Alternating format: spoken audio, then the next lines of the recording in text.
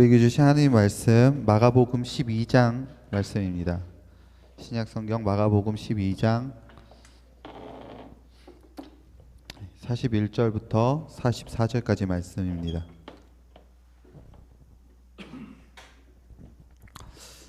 제가 하나님 말씀 봉독해 드리도록 하겠습니다.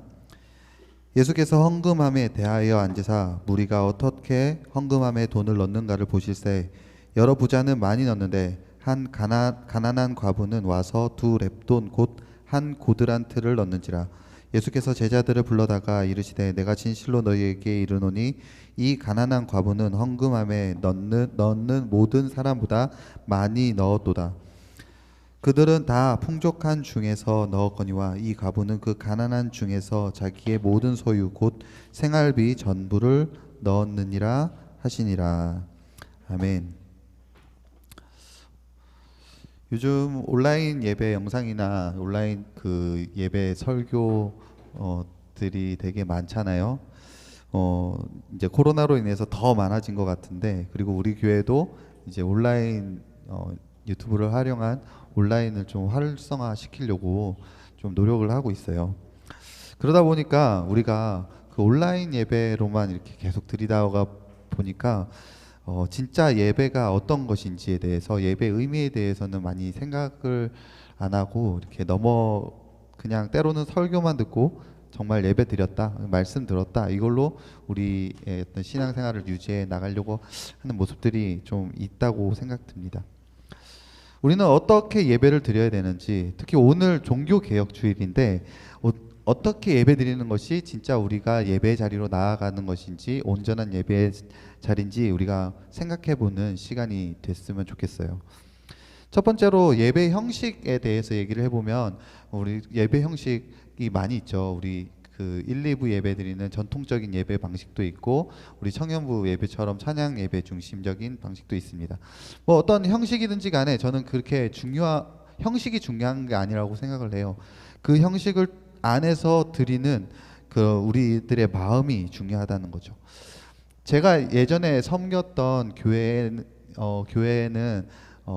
우리 교회와는 조금 다른 예배 순서를 가지고 있었는데, 그 교회는 설교를 듣기 전에, 하나님 말씀을 봉독하기 전에 먼저 이제 봉헌을 합니다. 그런 교회 가본 적 있으세요?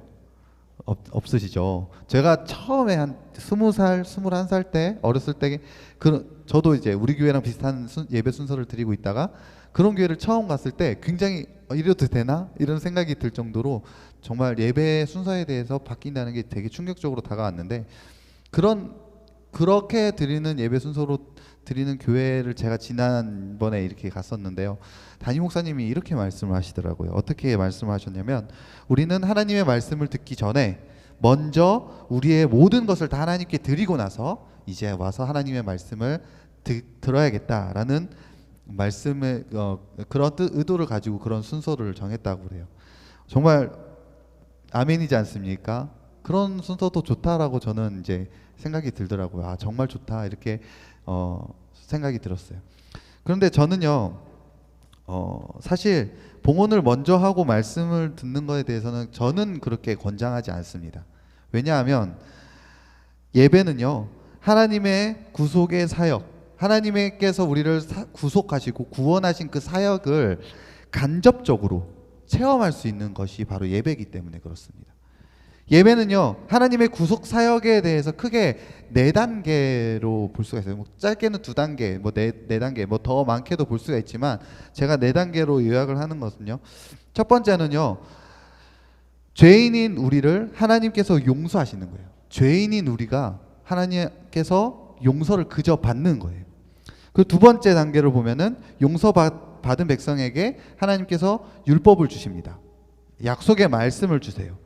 그게 두 번째 단계라고 할 수 있고, 세 번째 단계는 하나님께서 용서해 주심에 대한 우리의 반응, 하나님 앞에서 우리가 어떻게 하는 건, 어떤 모습이어야 되는지, 그리고 네 번째는 실천의 단계겠죠. 우리가 그 말씀대로 실천해 나가는 것, 성도 안에서 그 하나님의 사랑이 우리에게 나타나는 것이 볼 수가 있어요. 저는 그것을 굉장히 성경의 여러 군데서 볼 수 있지만 출애굽에서 굉장히 잘 표현했다라고 볼 수가 있다라고 생각을 하는데, 출애굽하는 이스라엘 백성들은요, 이스라엘 백성들이 먼저 하나님 앞에 와서 무릎 꿇고 경배하고 우리 구원해 주세요라고 한 적이 없어요. 그냥 하나님께서 그들의 울부짖음을 들으시고 그들을 불쌍히 여기셔가지고 그들을 출애굽시켰단 말이에요. 그게 하나님의 제일 첫 번째 구속의 사역이었어요. 의미론적으로 먼저 하나님께서 구원해 내신 그런 사역이었어요. 두 번째, 그들에게 시내산에 가서 하나님께 예배드리라고 하고 광야의 길로 인도하셔서 호렙산으로 가죠. 호렙산으로 가서 그 산 위에서 무엇을 주십니까? 율법을 주셔요. 율법을. 그게 두 번째라고 볼 수 있는 거죠. 그리고 나서 그 뒤에 우리의 율법의 삶, 율법을 받은 사람들, 구원받은 사람들에 대한 하나님의 반응, 하나님과의 우리의 관계에 대해서 반응에 대해서 하나님께서 보시고 그 다음에 이제 우리가 또 하나님의 말씀을 통해서 우리 안에서 실천해 나가는 삶을 이제 하나님의 구속의 네 단계라고 저는 생각을 하는데, 이게 예배 가운데 드러나야 된다는 거예요. 예배 중에 우리가 이 하나님의 구속의 사역이 굉장히 우리 안에 간접적으로나마 드러나고 체험되어야 된다는 거예요. 그래서 어떻게 합니까? 우리 1, 2부 예배 들어보셨죠? 다 들어보시면은 제일 그 처음에 핵심적인 게 죄 고백이에요. 그죠? 우리의 죄 고백. 한 주 동안 우리가 어떻게 살았는지 고백을 합니다. 그 다음에 하나님의 용서의 선포가 있어요. 그 다음에 말씀이 주어지고 그 다음에 뭐가 있죠? 봉헌이 있는 거예요.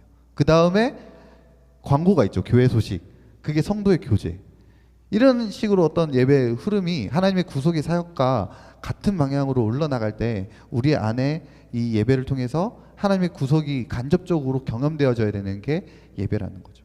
그래서 순서마다 중요하지 않은 순서가 없어요. 예배는. 근데 찬양 예배는 어떨까요? 찬양 예배도 마찬가지예요. 이런 흐름으로 가야 돼요. 그래서 찬양이 이런 흐름도 같이 좀 가져와야 돼요. 잘 좀 부탁드릴게요, 찬양팀. 네. 이제 우리 제 고백과 하나님의 은혜. 그리고 두 번째 또 말씀을 통해서 하나님의 약속의 말씀인 성경 봉독을 하고, 그리고 저는 여러분, 제가 하나님 말씀을 전하는 사람이 아니에요. 저도 하나님 말씀 듣는 사람입니다. 제가 전하고 있지만 저도 하나님 말씀을 듣고 있는 거예요. 하여튼 그래서 우리가 하나님의 말씀을 듣고 또 우리가 적용할 수 있게 하는 설교가 바로 하나님의 말씀과 율법이 구원받은 백성들에게 전해지는 시간이죠. 그 3단계 아까 말씀드렸듯이 봉헌이에요. 하나님의 말씀을 듣고 하나님의 구원을 받은 사람, 나 하나님께 구원받았어, 내가 출애굽한 사람이야, 이스라엘 백성이야, 그거에 대한 감사를 하나님께 드리는 거예요. 뭐 설교 좋았으니까 이번 주는 헌금해야지, 이런 게 아닙니다. 그런 차원으로 가면 안 돼요. 우리가 구원받은 거에 대한 우리의 반응이라는 거죠. 네 번째, 성도의 교제. 우리가 교회 소식을 함께 나누고, 또 여기서도 그러니까 이 교회 소식 요쯤에서 이제 성도 간에 여러분 인사합시다, 뭐 우리 목사님도 그렇게 하시잖아요. 그러니까 성도의 교제가 여기서 나오는 거예요.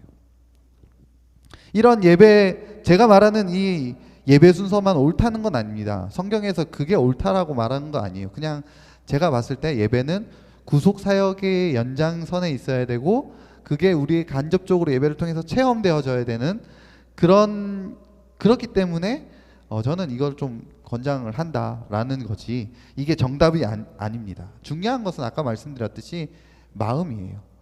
헌금 먼저 하면 어때요? 근데 하나님 앞에 온전히 드리겠다는 그 마음이 중요한 거라는 거죠. 어쨌든 우리가 예배 순서를 통해서 우리는 구원의 사역에 대해서는 조금 경험해 가는 예배를 드리는 게 진짜 온전한 예배다라고 말씀을 합니다. 이게 전통적으로도 이제 종교개혁자 칼빈도 이런 식으로 했어요. 먼저 하나님께서 죄 용서와 그런 것들 하고 그다음 말씀을 듣고, 그게 1부 끝이에요. 그리고 나서 2부가 시작되는데 봉헌도 참 봉헌까지도 일부고, 그 뒤에 1부가 끝이고 2부가 시작되는데 2부가 성찬이에요. 성찬은 이제 성도들끼리 주님의 만찬을 나누면서 교제하는 시간이죠. 그러니까 먼저 하나님의 은혜, 그 다음에 우리의 반응과 실천, 이렇게 가는 게 저는 좀 좋다라고, 종교개혁의 날 주일에 우리가 한번 돌아보는 시간이 됐으면 좋겠어요. 오늘 말씀에서 오늘 우리에게 주시는 말씀은요, 한 가나안 과부의 두 렙돈이라는 말씀으로 많이 들어보셨을 말씀이라고 생각을 합니다. 종교 개혁 주일에 예배 개혁에 대해서 말하면서 결국 헌금 많이 내고 하나님에게 은혜 감사 많이 하라는 거 아닌가라고 생각하실지도 모르겠습니다.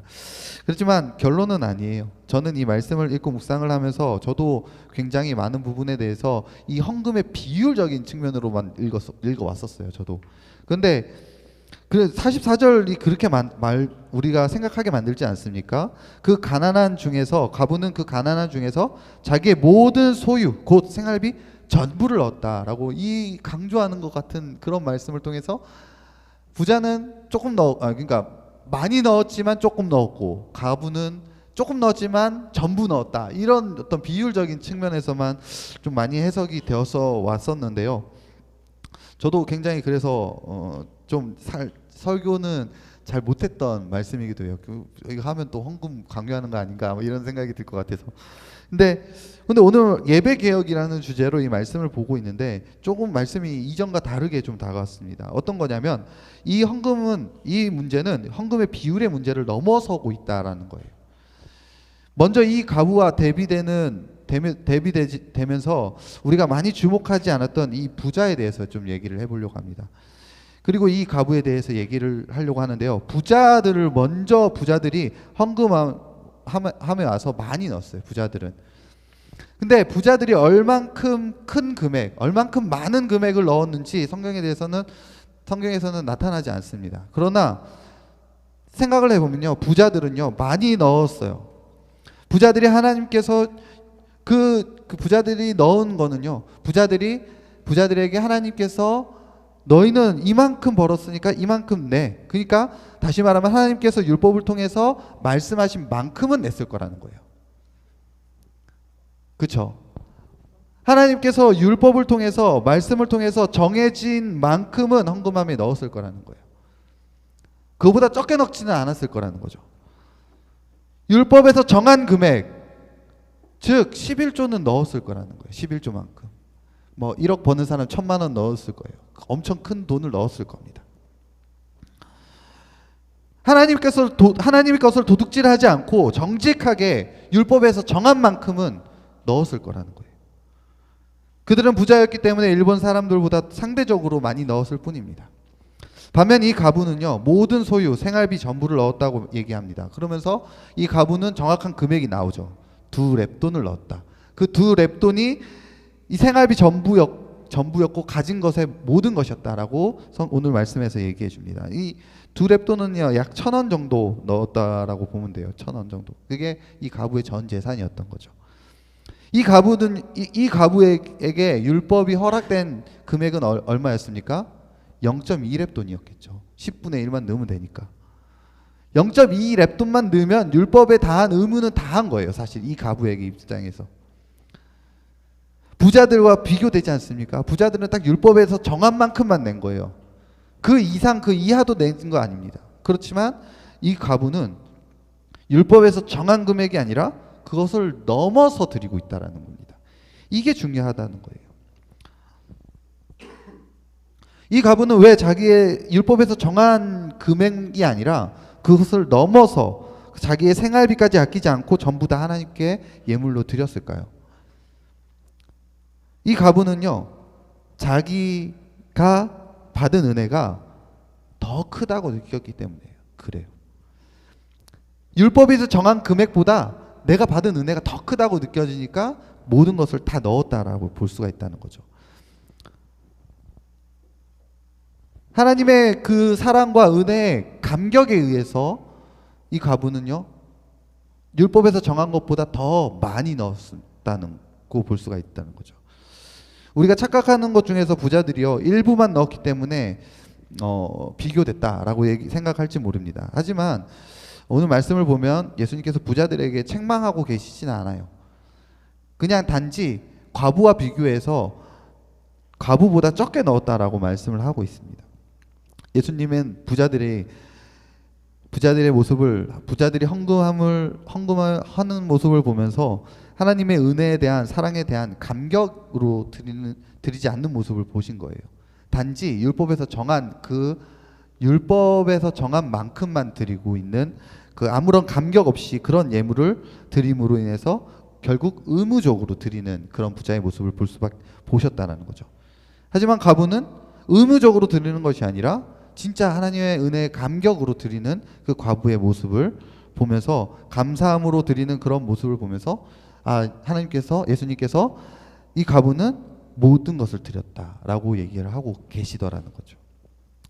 여러분, 하나님께서 기뻐하시는 온전한 예배는요, 과부와 같이 감격으로 드리는 예배예요. 감격으로 드리는 예배, 감사함으로 드리는 예배. 율법에서 정해진 것만 하는 예배가 아니라 율법에서 정해진 것을 뛰어넘어서 우리가 드리는 예배가 하나님께서 받으시는 온전한 예배라는 거죠. 물론 율법만 지켜도 돼요. 부자들처럼 율법만 지켜도 됩니다. 그러나 하나님께서 정말 기뻐하시는 온전한 예배는 율법만 지켜서는 안 돼요. 율법에서 정한 것보다 더 넘어서 그것을 행하는 사람들이 되어야 된다는 거죠. 그런 거예요. 하나님의 은혜에 감사함으로 우리가 주일 예배를 드리지 않습니까? 그런데 부족해가지고 남아서 저녁에 기도하고 하고, 또 뭔가 부족해가지고 수요일도 오고 금요일도 오고, 그런 마음들이 있어야 된다는 거죠. 마찬가지예요. 우리가 하나님께 예물 드릴 때도 하나님의 은혜에 감사함으로 맡겨진 것만 드리는 게 아니라 우리가 감사함으로 오히려 더 넘어서는 예물을 드려야 되고, 우리 시간도 마찬가지고 우리가 가지고 있는 재능도 마찬가지입니다. 우리가 가지고 있는 것에서만 머물러 있으면 안 돼요. 율법에서 정한 만큼만 머물러 있으면 안 됩니다. 거기서 더 넘어서서 더 하나님께서 하나님의 은혜에 대한 감사함으로 드려야 된다는 거죠. 이런 모습들은요, 의무적으로 할 때는 절대로 있을 수 없는 일입니다. 그리고 사실 저도 이 부담스러워요. 의무적으로 여러분에게 이거 해라 저거 해라 이렇게 될 것 같아가지고 저도 부담스럽습니다. 그러나 그게 아니에요. 요즘 세상에서는 대가 없는 활동을 시키면 안 되죠. 그걸 뭐라 그러죠? 대가 없이 너 이렇게 할 수 있으니까, 젊으니까 너 좀 해, 이런 식으로 하는 거. 열정페이. 저는 열정페이에 대해서 얘기하고 있는 건 아닙니다. 저도 열정페이 싫어해요. 대가를 줘야지. 아니면 내가 자발적으로 하던가, 아니면 내가 좋아서 하던가. 두가 중에 한 개지. 내가 위에서 시키면 안 되죠. 열정페이 말하는 게 아니에요. 우리는 하나님의 은혜에 감격해서 스스로 좀 뭔가 부족해서 교회를 위해서, 하나님을 위해서, 내가 뭐 가난하고 굶주린 사람들을 위해서, 내가 하나님의 은혜 받은 용서, 하나님께서 나를 용서하신 그 용서의 감격에 의해서 그것을 우리가 더 넘어서 자꾸 해 나가려고 하는 모습이 이 과부의 모습이고, 우리가 추구해 나가야 되는 온전한 예배의 모습이라고 볼 수가 있다라는 거죠. 우리 교회 청년들이 먼저 예배를 통해서 간접적으로 하나님의 은혜에 대해서 매주 좀 경험했으면 좋겠어요. 그냥 단지 영상으로 보고 예배 드렸다 이런 게 아니라, 예배 물론 다 참석하라는 얘기는 아니지만 될 수 있는 한 예배 자리에 나와서 이 흐름 가운데, 하나님의 구속 사역의 흐름 가운데 우리가 한번 참여함으로 인해서 더 하나님께서 우리에게 용서하신 그 은혜에 대해서 기뻐하고 감격하는 그런 시간들을 좀 예배를 통해서 가졌으면 좋겠고, 또 그 감격으로 인해서 하나님께서 말씀하신 그 율법, 우리에게 정해진 율법을 뛰어넘어서 하나님께 온전히 드리는 예배를 드리는 이 과부처럼 온전히 하나님께 올려드리는 그런 예배 드리는 저 청년들 되기를 소망합니다. 마지막으로 종교 개혁은요, 유럽에서 16세기에 일어났던 15세기, 16세기에 일어났던 개혁 운동이었어요. 당시 종교 개혁과 비슷한 시기에 다른 운동도 있었죠. 어떤 운동이죠? 잘 아실 거예요. 들어보면은 모르시나요? 르네상스 운동. 16세기 유럽에서 있었던 문화 운동이죠. 네, 제가 대학교 다닐 때 교수님 성함이 잘 기억이 안 나요. 근데 그 서양 문화 뭐 이런 그 그 수업을 듣다가 그 교수님이 이렇게 말씀하시는 거예요. 16세기 종교개혁과 르네상스라는 두 가지 운동이 있었는데 공통점은 천주교의 타락이라는 공통점이 있었다. 그러니까 천주교가 타락했기 때문에 개혁운동이 일어났다는 거죠. 근데 차이점에 대해서 얘기하는데 방향은 정반대였다라고 얘기를 합니다.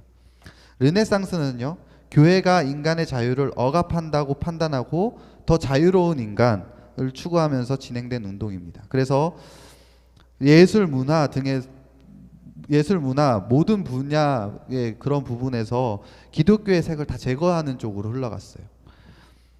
자유를 찾아서, 인간의 자유를 찾아서. 반면 종교개혁은요, 교회가 인간의 자유를 너무 풀어줬다고 생각을 한 운동이었습니다. 그러니까 너무 풀어줘가지고 뭐 그 성경적이지 않고 성경을 뛰어넘는 어떤 다른 그 것들이 자꾸 나왔다는 거예요.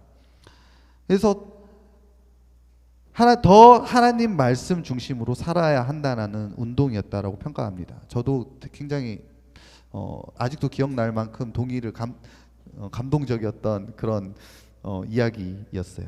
물론 여러분들은 감동적이지 않을지도 모르겠지만 하나는 확실하게 해야 돼요.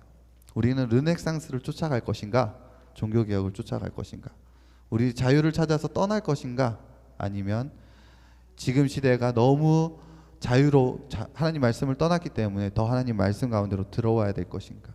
종교개혁주의로서 마지막으로 여러분에게 말씀드리고 싶은 거는, 우리가 더 말씀 안으로 간다라고 했을 때 하나님 은혜와 하나님의 사랑을 중심으로 우리가 율법을 넘어서 더 풍성하게 하나님께 드림으로써 하나님께서 기뻐하시는 그런 온전한 예배의 자리로 나아가시는 우리 청년들 되기를 소망합니다. 우리 찬양할 건데요, 온 맘 다해 라는 찬양입니다. 온 맘 다해 주님과 함께하는 이 고요한 시간, 이 예배 시간, 주님의 보좌 앞에 우리 마음을 쏟네라면서 고백하면서 찬양했으면 좋겠습니다.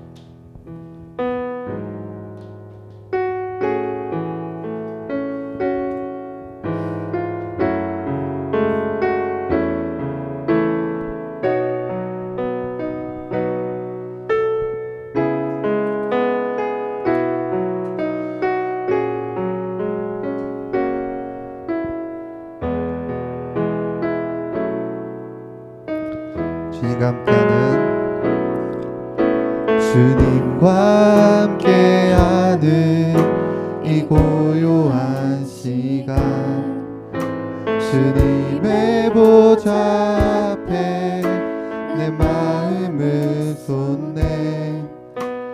모든 것 아시는 주님께 감출 것 없네. 내 맘과 정성 다해 주 바라나이다.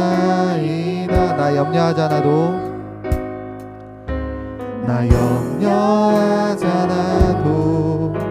내 쓸 것 아시니.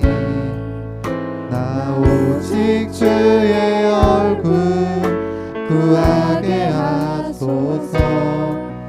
나 이해할 수 없을 때라도 감사하며 날마다 순종하며 주 따르오리다.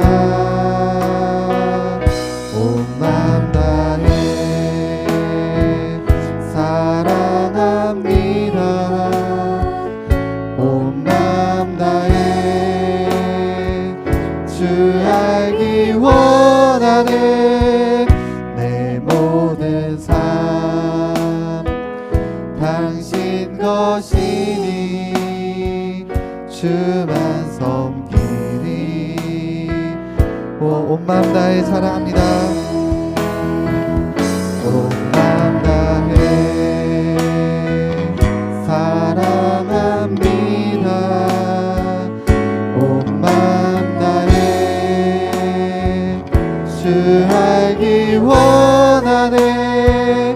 내 모든 삶 당신 것이니 주만 섬기니. 온 맘 다해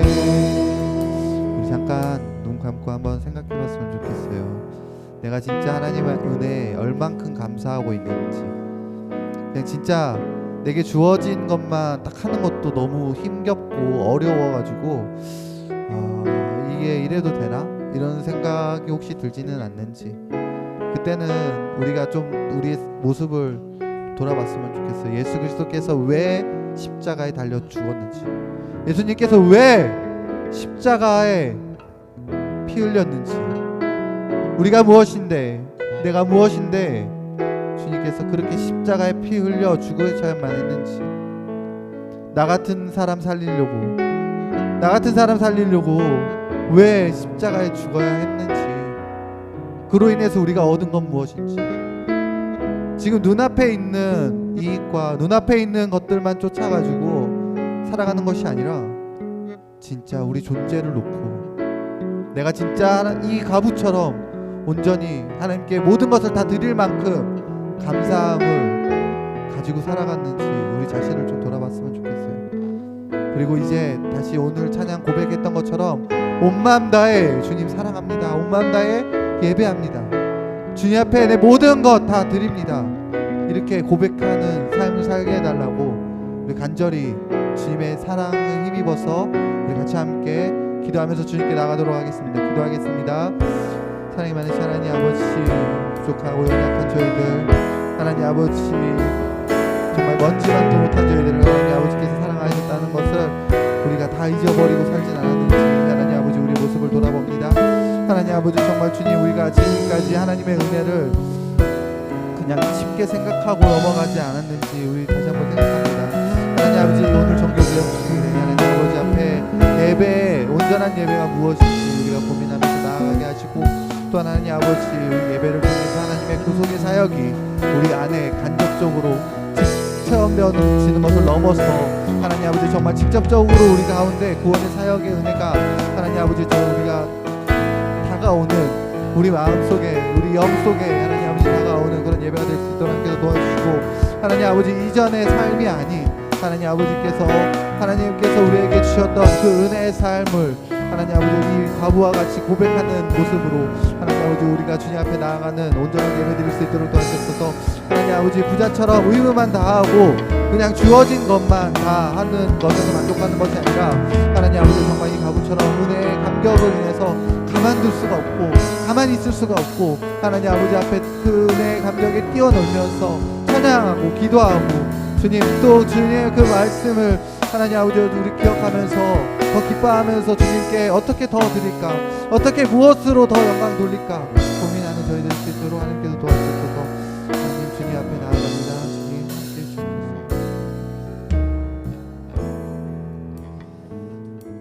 사랑이 많으신 하나님 아버지, 주님 앞에 이렇게 저희들 불러주시고 또 말씀 듣게 하시는 언어도 감사합니다. 부족하고 연약한 저희들 예배를 통해서 주님의 구속의 사역이 오늘 이 시간에도 또 매 순간에도 우리가 다시 한번 경험이 되어짐으로 하나님의 은혜에 대해서 잊지 않도록 하나님께서 도와주시고, 또 하나님의 은혜가 우리 안에 얼만큼 다가오는지에 대해서 우리가 늘 경험하는 삶, 그리고 감사하고 이 가부처럼 모든 것을 드리는 그런 삶을 살아갈 수 있도록 주님 저희를 인도하여 주시옵소서.